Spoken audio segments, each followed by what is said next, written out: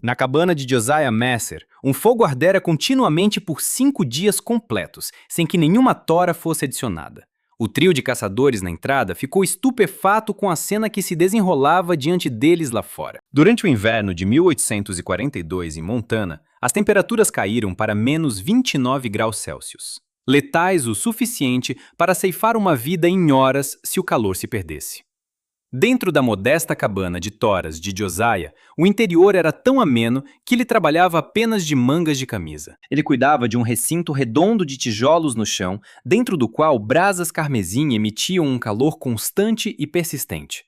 A visão que aqueles caçadores testemunharam naquela manhã de janeiro se espalharia entre os caçadores das montanhas rochosas. Espalhando-se como um incêndio, esta inovação resolveu um dos desafios mais letais que cada sertanejo enfrentava e preservou inúmeras vidas ao longo dos 10 anos seguintes. Antes de explorarmos como Josiah tropeçou neste método, por favor, compartilhe sua localização nos comentários abaixo. Além disso, se histórias de inventividade selvagem e resistência contra probabilidades esmagadoras ressoam com você, clique no botão de inscrição, pois o episódio de amanhã revela uma descoberta ainda mais surpreendente. Nos anos 1800, Ezra Dalton entrou na cabana de Josiah Messer empurrando a porta sem bater, um comportamento habitual entre os caçadores da região selvagem de Montana. Seguindo, Levi Ashford e Micah Stelly sacudiram a neve de suas botas, sua respiração quente formando névoa na atmosfera gelada de janeiro. Os 3 homens pararam logo após a porta, boquiabertos com uma visão sem precedentes em qualquer moradia de montanha que já haviam entrado. Josiah levantou a cabeça de uma posição ajoelhada ao lado de uma configuração circular de tijolos. Ele trabalhava no chão de sua cabana apenas de mangas de camisa, desafiando o frio intenso do exterior. O interior era genuinamente aconchegante, não o frio quase insuportável que a maioria dos caçadores sofria durante a temporada de inverno. No entanto, o que chamou a atenção dos visitantes foi a lareira, ou mais precisamente, a aparente falta de chamas. Não havia chamas, nem toras em brasa, nem fumaça subindo de madeira recém-adicionada alimentando um fogo voraz. Dentro do anel de tijolos, com cerca de 0,9 metros de diâmetro, uma camada de brasas brilhava em carmesim e laranja. Essas brasas estavam organizadas em uma formação distinta, mais espessa no meio e irradiando para fora em um design aparentemente intencional. Vários fragmentos que pareciam carvão descansavam no perímetro, não flamejantes, mas emitindo calor constante. Ezra se aproximou. O calor do leito de brasas era perceptível a 1,5 metros de distância. "Quantos dias isso está queimando?" ele perguntou a Josiah. Usando uma barra de ferro, Josiah moveu suavemente um dos pedaços de carvão. 5 dias, respondeu ele. O mesmo conjunto de brasas. De manhã e à noite, adiciona um punhado de pequenos fragmentos e regula a circulação de ar com estas pedras. Mas as brasas centrais estão acesas desde domingo. Os 3 caçadores se entreolharam. Levi então disse: "Isso é impossível. Nenhuma chama pode durar 5 dias sem adicionar madeira de verdade." "Não consome madeira", esclareceu Josiah, apontando para uma pilha de torrões pretos idênticos amontoados junto à parede. "Isso é carvão. Queima mais lentamente, mais intensamente e sustenta brasas por dias quando manuseado corretamente." Micah se agachou, esticando as mãos em direção ao calor. "Todo homem da montanha que conheço se levanta 3 ou 4 vezes por noite para reabastecer seu fogo. No entanto, na maioria das manhãs a cabana está quase congelando. Independentemente." "Então você está dizendo que dorme a noite toda e acorda num espaço quente?" Josiah confirmou. "Eu o inspeciono 2 vezes ao dia, o que leva cerca de 5 minutos. A parede circular de tijolos retém calor, o carvão arde lentamente, e ao regular o fluxo de ar para as brasas, elas podem se sustentar por quase 1 semana." Ezra circulou o anel de fogo, examinando sua estrutura. Os tijolos estavam dispostos em 2 camadas, formando uma barreira redonda.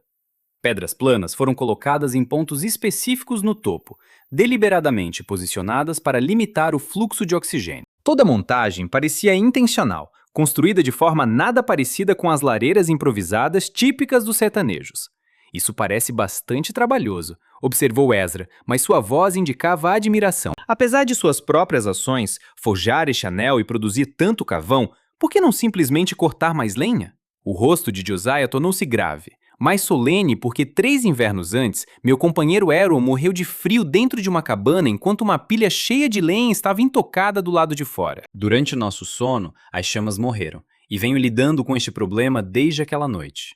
um silêncio se instalou na cabana, interrompido apenas pelo suave murmúrio do calor emanando das brasas. Os três convidados entenderam a situação imediatamente. Cada pessoa que suportou invernos nas montanhas já havia enfrentado esse mesmo medo. Acordar no escuro total e encontrar o fogo apagado, tatear em busca de isca com dedos sem sensação, plenamente ciente de que, a menos que reacendesse o fogo rapidamente, as temperaturas congelantes tirariam sua vida antes do amanhecer. Demonstre seu funcionamento, murmurou Levi. A temporada de inverno de 1839 chegou prematuramente na Cordilheira Bitterroot, já no final de novembro. A neve já cobria os vales a uma profundidade de aproximadamente 0,9 metros, e na maioria das noites, o mercúrio despencava para cerca de menos 18 graus Celsius. Josiah Mercer e Aaron Blackwell montaram seu acampamento de caça em uma depressão protegida perto de vários lagos de castores. Esta área privilegiada havia rendido capturas abundantes durante todos os meses de outono. A estrutura que ocupavam era característica do que os homens da montanha construíam naquela época. Precisaram de 4 dias para construí-la, empregando troncos de pinho facilmente obtidos, entalhados nos cantos. As lacunas entre os troncos das paredes foram seladas com musgo e barro. Um canto abrigava uma lareira de pedra, construída com pedras de rio e argamassa de barro.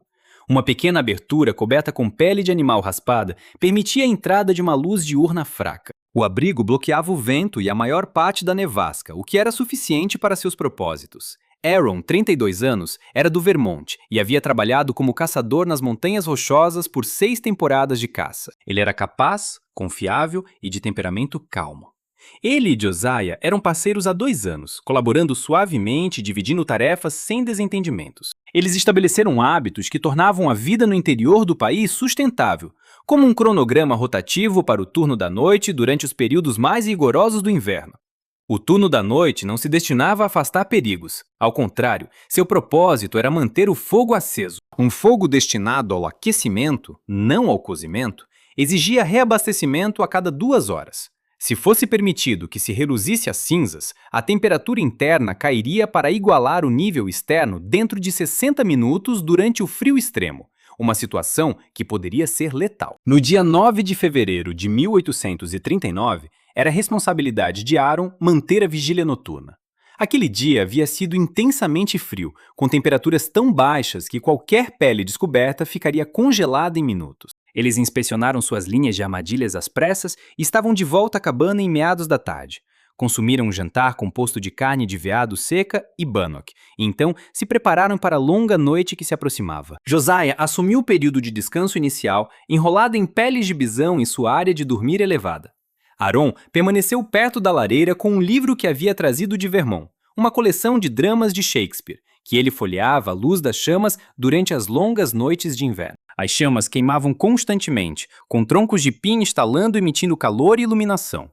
Perto da meia-noite, Aaron colocou vários troncos adicionais no fogo. O combustível consistia em pinho temperado, que queimava violentamente, mas rapidamente. Ele deveria ter empregado uma combinação de pinho para calor imediato e carvalho para brasas sustentadas. No entanto, seu estoque de carvalho estava diminuindo, então eles estavam racionando. Os troncos de pinho acenderam rapidamente, com chamas saltando para cima, e Aaron retomou a leitura. O calor do fogo, o longo dia de trabalho gelado e a hora avançada conspiraram para induzir sonolência. Ele assegurou a si mesmo que apenas fecharia os olhos por um momento. Ele ouviu o fogo diminuir por um momento, então se levantava para adicionar mais combustível. Ele não conseguiu acordar. As toras de pinho foram completamente consumidas em menos de 120 minutos. O fogo reduziu primeiro a brasas, depois a cinzas, até que nada restou.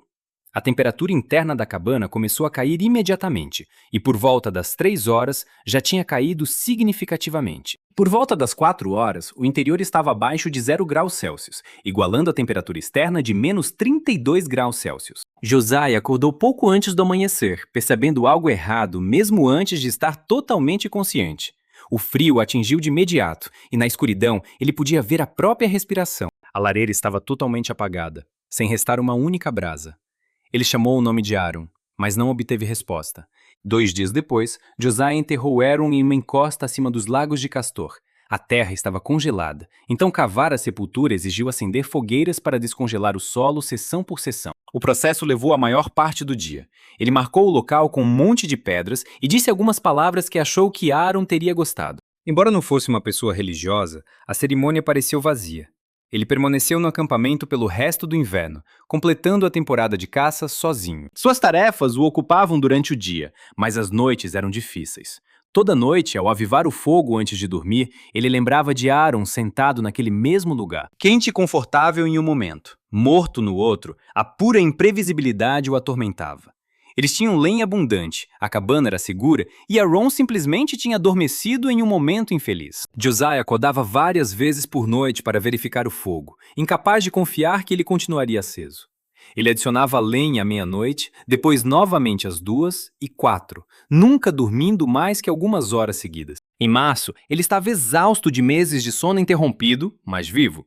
Quando a primavera chegou, os riachos de Castor descongelaram. Josiah viajou para um encontro onde os caçadores se reuniam para trocar peles e reabastecer suprimentos. Ele conversou com outros homens da montanha sobre o manejo do fogo, fazendo perguntas que a maioria achava estranhas. Com que frequência acordavam para cuidar do fogo? Alguma vez tiveram o fogo apagar completamente durante a noite? Que técnicas usavam para fazer o fogo durar mais? As respostas eram todas consistentes. Todo caçador acordava pelo menos 2 vezes por noite para alimentar o fogo durante o inverno.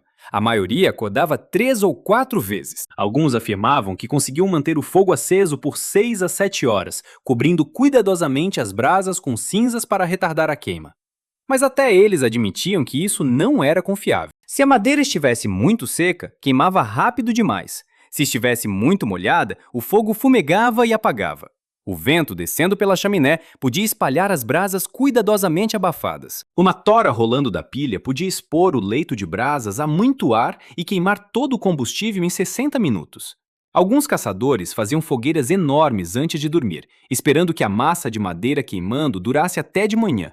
Mas isso às vezes funcionava e era perigoso. As cabanas pegavam fogo quando lareiras superlotadas enviavam faíscas para telhados de palha ou chaminés de madeira. Os enormes incêndios também devoravam quantidades enormes de madeira, exigindo cortes e transportes intermináveis que exauriam os trabalhadores durante os curtos dias de inverno. Outros optavam por tolerar cabanas geladas, confiando em peles grossas e couros de búfalo, dormindo em ambientes apenas ligeiramente mais quentes que o exterior.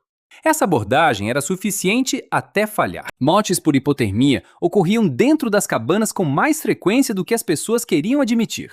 Naquele verão, Josiah percebeu que o problema central permanecia sem solução.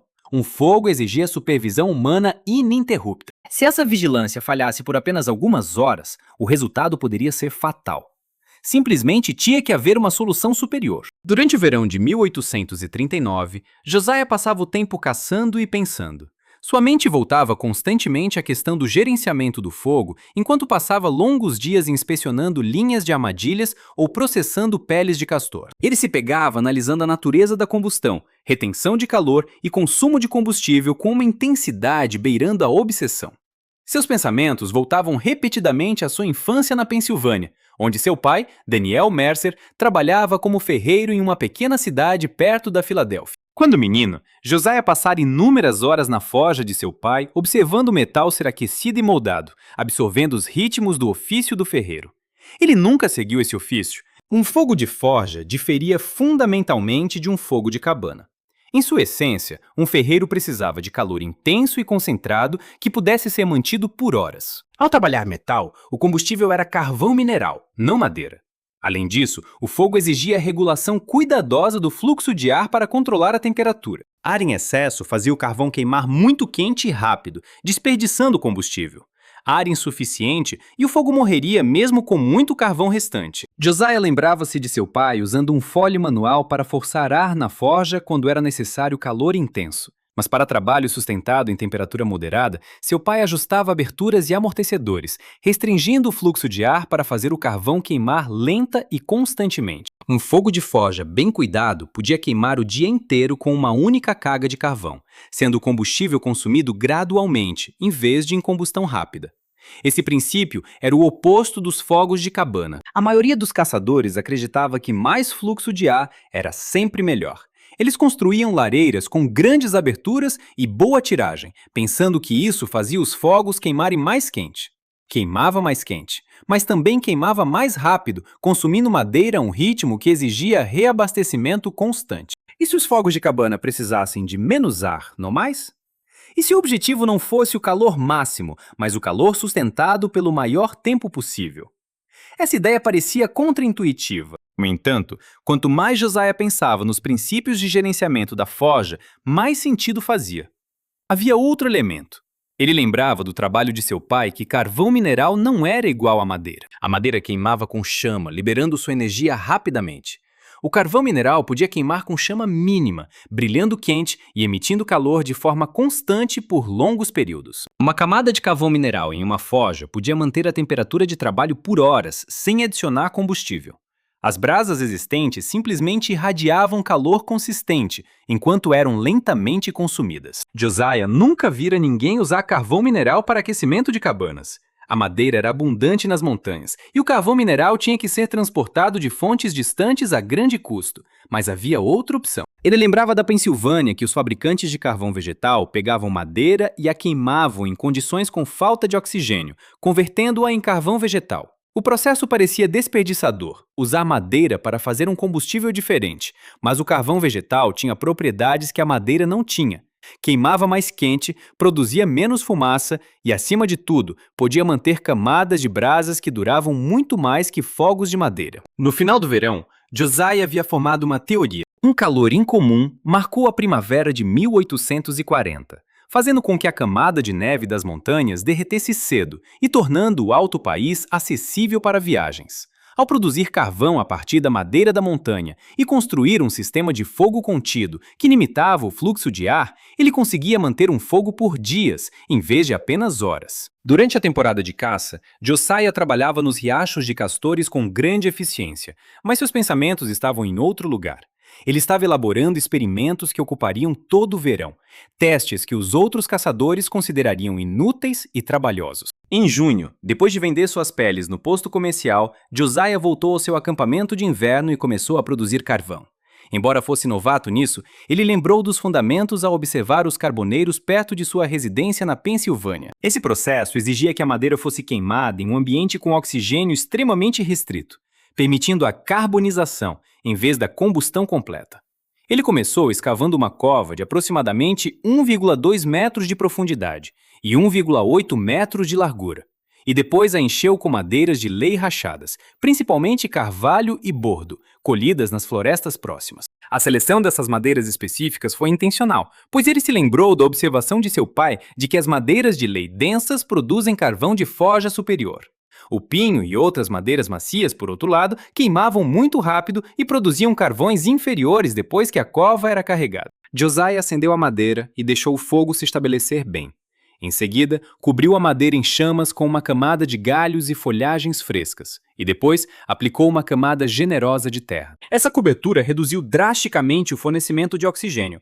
A fumaça escapava por aberturas na camada de terra, enquanto a madeira dentro gradualmente se transformava em carvão em vez de queimar completamente. Todo o procedimento durou 3 dias. Josiah manteve uma vigilância constante sobre a cova, adicionando mais terra onde quer que a fumaça escapasse com facilidade, garantindo que a queima permanecesse com falta de oxigênio. O excesso de ar faria a madeira queimar até virar cinzas, enquanto o ar insuficiente faria o fogo se extinguir antes da conversão ser concluída. Esse equilíbrio exigia monitoramento contínuo. Ao finalmente abrir a cova, ele descobriu cerca de 18 kg de carvão derivados de madeira, que inicialmente pesava mais de 91 kg. A extensão da perda parecia imensa, e ele entendeu por que outros caçadores considerariam isso um desperdício.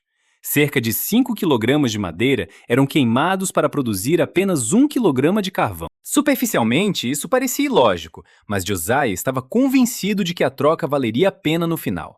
Ele dedicou o restante de junho e todo julho para produzir mais carvão, aperfeiçoando seu método a cada cova. Ele percebeu que usar argila molhada para cobrir a cova, em vez de terra comum, oferecia um controle superior.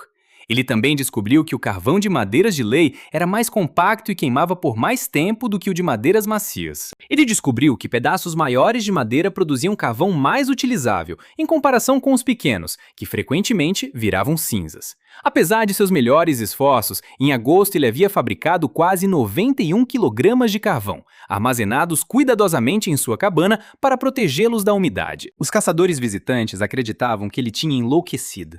Por que desperdiçar um verão inteiro ateando fogo a lenha perfeitamente boa apenas para produzir o que pareciam ser restos meio queimados? Josiah não ofereceu explicação para suas ações. Ele apenas persistiu em seu trabalho, preparando-se para o inverno, quando colocaria à prova sua teoria sobre fogos que queimam por longos períodos. As noites mais frias do final de agosto de 1840 anunciavam a chegada do inverno. Josiah iniciou a próxima etapa de seu experimento, uma etapa que exigia uma escolha que outros caçadores considerariam loucura. Ele pretendia desmontar a lareira totalmente funcional em sua cabana e substituí-la por uma estrutura completamente diferente. A lareira atual, construída no canto da cabana com pedras de rio e argamassa de barro, era totalmente funcional. Sua chaminé subia acima do telhado e ventilava a fumaça eficientemente. Pelos padrões pioneiros, era uma boa lareira. No entanto, Josiah reconhecia que seu design promovia o consumo rápido de combustível. A abertura ampla e a tiragem poderosa puxavam ar constantemente através do fogo, queimando madeira perpetuamente em um ritmo rápido. Ele passou 2 dias desmontando a lareira com cuidado, guardando pedras que poderiam ser reutilizadas. Muitos outros caçadores poderiam ter visto isso como danificar uma construção útil, mas Josiah considerou como eliminar um obstáculo para algo superior. Sua abordagem alternativa baseou-se em conceitos de forja de ferreiro, modificados para aquecimento em vez de metalurgia. No chão da cabana, ele pretendia erguer um círculo de fogo colocado no meio do cômodo, não junto a uma parede. Esse posicionamento central era fundamental. Esse arranjo permitia que o calor se espalhasse em todas as direções, aquecendo toda a cabana com mais eficiência do que uma lareira de canto.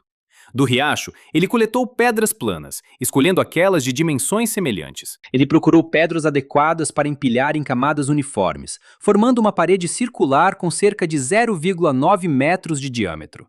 O diâmetro foi intencionalmente limitado para que o círculo não retivesse carvão suficiente para queima prolongada. Se fosse maior, seria difícil de controlar e desperdiçaria muito combustível. No chão de terra da cabana, a primeira camada de pedras foi colocada em um círculo exato. Para garantir um raio uniforme ao colocar cada pedra, Josiah usou uma corda amarrada a uma estaca central. Ele as assentou firmemente, com poucos espaços entre elas. A segunda camada foi posicionada sobre a primeira, alternada para que as juntas não coincidissem, resultando em uma estrutura mais robusta. O círculo completo tinha cerca de 46 centímetros de altura, com paredes de uma única pedra de espessura e diâmetro interno de 86 centímetros. Na base, Josiah espalhou cerca de 7,6 centímetros de areia que havia transportado do riacho. Essa camada de areia cumpria 2 funções. Protegia o chão abaixo das chamas diretas, impedindo que a umidade subisse para o círculo de fogo. Além disso, fornecia massa térmica para espalhar o calor uniformemente sobre o carvão, enquanto o topo do círculo permanecia descoberto. No entanto, Josiah havia reunido 12 pedras planas de diferentes dimensões que poderia colocar sobre a abertura. Essas rochas funcionavam como registros móveis, permitindo que ele limitasse a entrada de ar e controlasse a taxa de combustão do carvão. Esse conceito espelhava as aberturas e reguladores da forja de seu pai, mas adaptado a um arranjo rudimentar, usando pedras reposicionáveis no lugar de peças mecânicas. A construção exigiu 3 semanas de trabalho meticuloso e, ao ser concluída, o círculo de fogo parecia rudimentar, porém funcional. Ocupava a área central do chão da cabana, uma formação circular de pedras que outros caçadores considerariam estranha e ineficiente. Josiah inspecionou sua criação e sentiu-se seguro de que havia feito algo transformador. O mês de dezembro de 1840 trouxe fortes nevascas e temperaturas noturnas abaixo de menos 18 graus Celsius. Durante o outono, Josiah havia caçado e coletado lenha extra, mas precisava de muito menos madeira do que nas temporadas anteriores. Como seu principal combustível seria carvão vegetal, ele também passou o outono praticando com seu sistema de fogo circular. Ele havia aprendido seu comportamento através de experimentos com pequenas fogueiras e agora estava preparado para o teste final. No dia 7 de dezembro, ele encheu o círculo com carvão pela primeira vez, com o objetivo de manter uma camada de brasas, pela maior duração possível. Ele carregou o círculo com uma profundidade de 15 centímetros, usando seu melhor carvão de madeira dura. Ele organizou os pedaços metodicamente, posicionando os menores no centro e os maiores na circunferência. Com gravetos de pinho e sobras de madeira, ele acendeu o carvão, permitindo que o fogo se propagasse por toda a massa de combustível. Depois que o carvão estava queimando de forma constante, ele removeu qualquer madeira restante e deixou o carvão assentar. No início, as chamas tremeluziam no topo, mas à medida que o carvão diminuía e se transformava em brasas, após 2 horas, as chamas diminuíram e o carvão se tornou uma cama radiante de brasas. Esse instante foi decisivo. Com sua barra de ferro, Josiah organizou as brasas em uma configuração distinta aperfeiçoada durante seus testes de outono. Ele moveu a maioria das brasas para o meio, formando um centro compacto próximo ao perímetro. Ele arrumou as brasas de forma mais solta, numa configuração que lembrava raios emanando de um ponto central.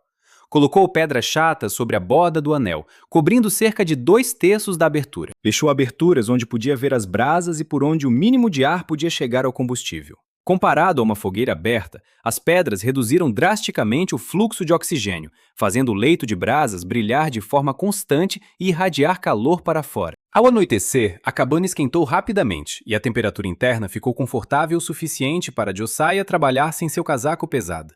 Antes de dormir, ele inspecionou as brasas e adicionou 3 pequenos pedaços de carvão vegetal nas bordas onde o combustível havia queimado um pouco. Ele moveu uma pedra para restringir ainda mais o fluxo de ar. Pela primeira vez em quase 2 anos, ele dormiu a noite inteira. Quando acordou 8 horas depois, as brasas ainda estavam brilhando. Embora a temperatura da cabana tivesse caído um pouco durante a noite, continuava muito mais quente do que em qualquer inverno anterior. De manhã, Josiah adicionou mais alguns pedaços de carvão vegetal, mexeu suavemente o leito de brasas para espalhar o calor uniformemente e ajustou as posições das pedras. O fogo continuou queimando durante todo aquele primeiro dia. Ele o verificou 3 vezes, adicionando pequenas quantidades de carvão e fazendo ajustes menores. Na segunda manhã, o mesmo leito de brasas ainda produzia calor.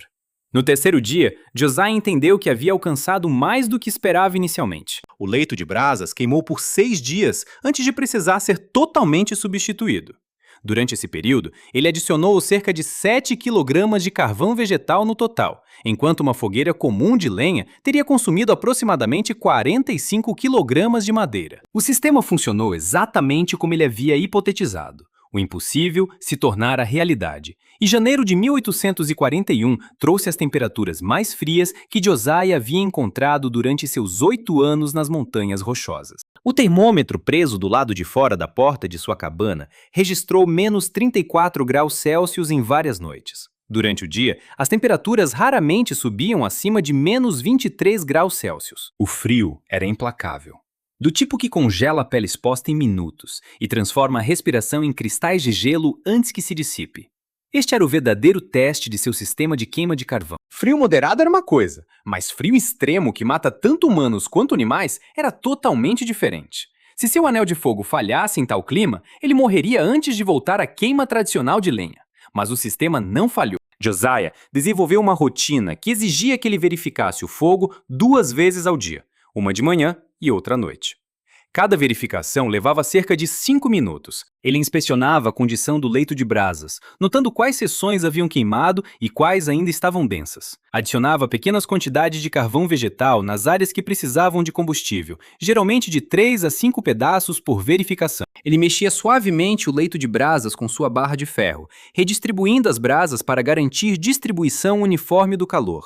Os amortecedores de pedra precisavam ser ajustados com base na temperatura externa e nas condições do vento. Nas noites mais frias, ele abria ligeiramente as aberturas para permitir mais fluxo de ar e maior produção de calor.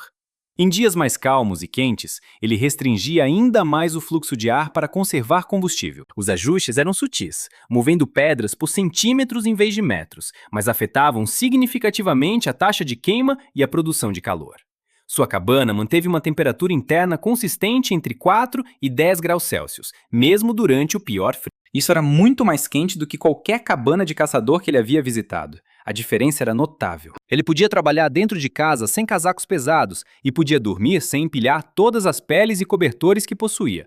Seu balde de água não congelava durante a noite e os suprimentos de comida permaneciam acessíveis em vez de congelados sólidos. A eficiência do combustível era igualmente impressionante. Um único leito de brasas durava entre 5 e 7 dias antes de precisar de uma renovação completa. O processo de renovar o leito do fogo envolvia remover as cinzas acumuladas, adicionar areia nova quando necessário e construir um lote completamente fresco de carvão. Nos intervalos entre essas renovações, ele consumia cerca de 0,9 a 1,4 kg de carvão diariamente durante aproximadamente um mês. Isso totalizava cerca de 27 kg de carvão, em contraste com os 136 ou mais quilogramas de madeira que um fogo convencional queimaria. No final de janeiro, durante uma vaga de frio excepcionalmente severa, Josiah recebeu uma visita inesperada. Numa manhã, Ezra Dalton apareceu à sua porta, quase congelado e em necessidade urgente. A casa de Ezra situava-se 19 quilômetros a norte.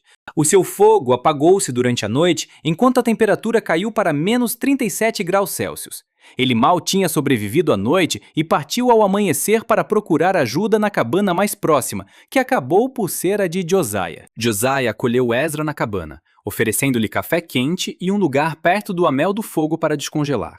Ezra permaneceu em silêncio durante quase uma hora, apenas absorvendo calor e recuperando do seu encontro com a morte. Por fim, virou-se para Josiah e fez a pergunta que mudaria tudo. Mostre-me como este sistema funciona. Ezra Dalton ficou na casa de Josiah durante 3 dias, recuperando do seu encontro com a hipotermia e dominando o método de queima de carvão. Josiah detalhou cada passo do procedimento, desde a produção de carvão até a construção do anel do fogo, e também como manter o leito de carvão. Ezra prestou muita atenção, plenamente consciente de que estava a adquirir conhecimento que um dia o poderia salvar. Produzir carvão apresentou o primeiro obstáculo.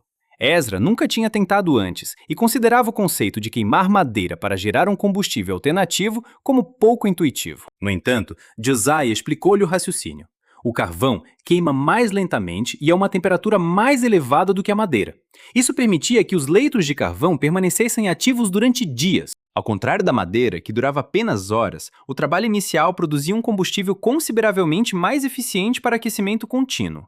Escavar poços de carvão em janeiro era impossível, pois o solo estava completamente congelado. Consequentemente, Josiah forneceu a Ezra 40 libras do seu próprio estoque para começar. Essa quantidade seria suficiente para 2 semanas se usada com sabedoria. Ezra teria de produzir o seu próprio carvão quando a primavera chegasse. No entanto, esta doação garantiria sua sobrevivência para o resto do inverno. Construir o Anel do Fogo constituía o segundo componente. A habitação de Ezra ainda continha sua lareira partida, mas, tal como Josiah, ele teve de a desmontar e erguer à disposição circular do anel. Josiah ajudou-o a recolher rochas de um riacho que não tinha congelado completamente. Usando um trenó, transportaram as pedras para a cabana de Ezra, completando 3 viagens ao longo de 2 dias. O processo de construção exigiu 4 dias. Josiah supervisionou o trabalho enquanto Ezra realizava a maior parte, ganhando experiência prática. O anel foi construído no meio do chão da cabana de Ezra, com dimensões idênticas às da configuração de Josiah. Cobriram o interior com areia e recolheram pedras planas para servirem como amortecedores. No final do 4º dia, Ezra possuía um anel de fogo funcional. Acender e manusear o leito de carvão inicial foi a última fase de instrução. Josiah demonstrou a Ezra a disposição correta do carvão e a técnica de o deixar assentar antes de limitar o fornecimento de ar. Josiah instruiu-o sobre a colocação das pedras de amortecimento e a interpretação do estado do leito de carvão para determinar quando e onde introduzir mais combustível. Mantiveram o fogo aceso juntos durante 2 dias, até Josiah se sentir certo de que Ezra compreendia o método. Ao regressar à sua casa, Josiah descobriu que Ezra se tinha tornado um convertido dentro de uma semana. 2 outros caçadores foram à cabana de Ezra e testemunharam o sistema de queima de carvão em ação. Tanto Levi Ashford como Micah Sterling eram montanhistas experientes que enfrentavam dificuldades com o controle do fogo há muitos anos. Compreenderam instantaneamente que a inovação de Josiah abordava um problema central. Levi e Micah construíram cada um seus próprios círculos de fogo até o final de fevereiro. Eles receberam a visita de Josias. Enquanto ele fornecia orientação e compartilhava carvão para iniciar seus fogos, notícias continuavam a se espalhar pela dispersa comunidade de caçadores de peles. Alguns caçadores estavam céticos, não querendo se dedicar ao trabalho para o que parecia ser mais um método não testado. No entanto, outros, especialmente aqueles que mal haviam sobrevivido a cabanas congeladas ou perderam companheiros para o frio, abraçaram o sistema com entusiasmo. Na primavera de 1841, 7 cabanas, num raio de 80 quilômetros, estavam empregando adaptações da técnica de queima de carvão de Josias, e a inovação se estabeleceu. Em meados da década de 1840, o comércio de peles nas montanhas rochosas estava em declínio. Em várias áreas, o número de castores havia sido reduzido quase à extinção pela caça. A moda havia mudado dos chapéus de feltro de castor para a seda, minando a base econômica que atraíra os homens para o deserto. Os caçadores começaram a deixar as montanhas, migrando para Oregon, Califórnia ou retornando aos assentamentos do leste. As cabanas, no entanto, perduraram, junto com os sistemas de círculos de fogo originados por Josias Messer. Quando colonos viajavam para o oeste, encontravam edifícios abandonados com anéis incomuns de tijolos circulares no chão. Algumas pessoas os ignoraram como curiosidades, enquanto outros apreciavam seu design superior e mantinham sistemas funcionando, descobrindo como operá-los com sucesso através da experimentação. O método se propagou além de sua área inicial, e produtores especializados de carvão começaram a entregar para assentamentos isolados, vendo uma demanda de caçadores, colonos e mineiros que prezavam pela economia de combustível. Postos comerciais começaram a vender carvão além dos bens convencionais. O conhecimento para construir e usar círculos de fogo foi transmitido de uma pessoa para outra. A prática se disseminou pelo norte das Montanhas Rochosas e depois para outros territórios de fronteira. Em certas comunidades, o termo fogo Messer passou a designar o sistema de queima de carvão, mas muitos usuários da técnica nunca souberam a identidade de Josias. Além disso, desconheciam a história por trás de sua criação, que surgiu depois que ele testemunhou seu parceiro sucumbir ao congelamento. A inovação na fronteira frequentemente ocorria dessa maneira. Conceitos valiosos se propagam naturalmente, desvinculados de suas origens, apreciados apenas porque resolvem problemas reais. Historiadores mais tarde calcularam que o método de carvão de queima prolongada salvou dezenas de vidas nos 20 anos após sua criação. Estabelecer o número exato era inviável, pois incidentes de sobrevivência frequentemente não eram documentados. No entanto, registros contemporâneos contêm várias menções de indivíduos suportando frio intenso dentro de cabanas. Dentro dessas estruturas, fogos queimavam lentamente por dias sem vigilância, fornecendo calor que determinava sobrevivência ou morte. Josias, pessoalmente, deixou as montanhas em 1853. Durante seus anos como caçador, ele acumulou economias e comprou propriedades no território do Oregon, perto do Vale Willamette. Casou-se com uma mulher chamada Catherine, que conheceu em uma reunião na igreja em Salem. O casal teve 3 filhos e operava uma pequena fazenda cultivando trigo e criando gado. Ele nunca voltou para as montanhas Bitterroot e raramente falava sobre seu tempo como caçador. Além disso, sua família desconhecia em grande parte a invenção que ele criara ou o número de vidas que ela preservara. Aos olhos de seus filhos, ele era apenas um fazendeiro que estivera anteriormente envolvido no comércio de peles, uma história típica em Oregon naquela época. Josias Messer faleceu em 1871, aos 62 anos. Seu sepultamento ocorreu em um cemitério nos arredores de Salem, sob um monumento de pedra simples, gravando seu nome e anos de nascimento e morte. Nenhuma referência a círculos de fogo, métodos de carvão ou ao inverno transformador apareceu nele. No entanto, nas montanhas que ele abandonara, cabanas continuavam de pé, com anéis de tijolos redondos em seus pisos.